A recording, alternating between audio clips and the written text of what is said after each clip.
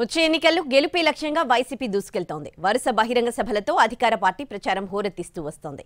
సిద్ధం సభలతో జనానికి మరింత దగ్గరయ్యేందుకు ప్రయత్నాలు చేస్తోంది. ప్రకాశం జిల్లా మేదరమెట్లలో ఈ నెల 10న వైసీపీ సిద్ధం సభ జరగబోతోంది. ఈ సభకు ఇప్పటికే అన్ని ఏర్పాట్లు పూర్తయ్యాయి. ఇదే ఆఖరి సిద్ధం సభ అని వైసీపీ నేతలు తెలిపారు. పొలిటికల్ క్యాంపెయిన్లో భాగంగా సీఎం జగన్ ఈ 5 ఏళ్లలో చేసిన అభివృద్ధి, సంక్షేమ కార్యక్రమాలను సిద్ధం సభలో వివరిస్తారు. రాబోయే 5 ఏళ్లలో చేయబోయే కార్యక్రమాల మేనిఫెస్టోను ప్రకటిస్తారు వైసీపీ అధినేత జగన్. 100 ఎకరాల్లో సిద్ధం సభకు ఏర్పాట్లు చేశారు. మరో 100 ఎకరాలు కూడా సిద్ధంగా ఉంచారు. ఇటీవల 20 ఎకరాల్లో సభ పెట్టిన టీడీపీ, జనసేనపై సెటైర్లు వేశారు వైసీపీ నేతలు. ఆ సభకు లక్షల మంది వచ్చారని చెప్పుకున్నారని, అయితే తాము అలా చెప్పబోమంటున్నారు. ఈ రాష్ట్రంలోనే కాదు, దేశంలో ఎక్కడా ఏ రాష్ట్రంలోని చేయలేనటువంటి విధంగా, చెయ్యని విధంగా ఈ రాష్ట్రంలో జగన్మోహన్ రెడ్డి గారు చేసి చూపించారు. కాబట్టి చంద్రబాబు నాయుడు గారు ఈరోజు బీసీ డిక్లరేషన్ అనేది ఇవ్వడం ప్రజలందరూ కూడా నవ్వుకుంటా ఉన్నారు. ఈయన చిత్తశుద్ధిని శంకిస్తున్నారు అన్నటువంటి విషయంలో ఎటువంటి సందేహం లేదు.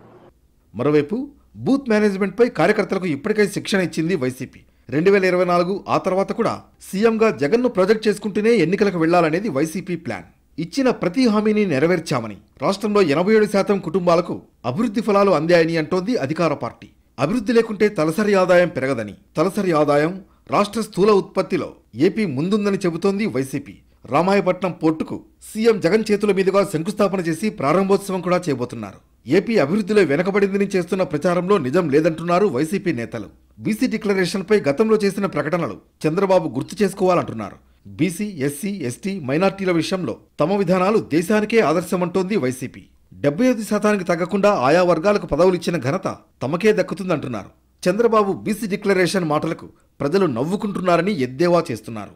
ఇక నోటిఫికేషన్ తర్వాత వైసీపీ ఎన్నికల ప్రచారం ప్రారంభమవుతుంది. టీడీపీ ఎట్టి పరిస్థితుల్లోనూ అధికారంలోకి వచ్చే అవకాశం లేదంటోంది అధికార పార్టీ. తమ టార్గెట్ 175కు 175 స్థానాలని, అన్ని చోట్ల గెలుస్తామన్న నమ్మకం ఉందంటున్నారు వైసీపీ నేతలు.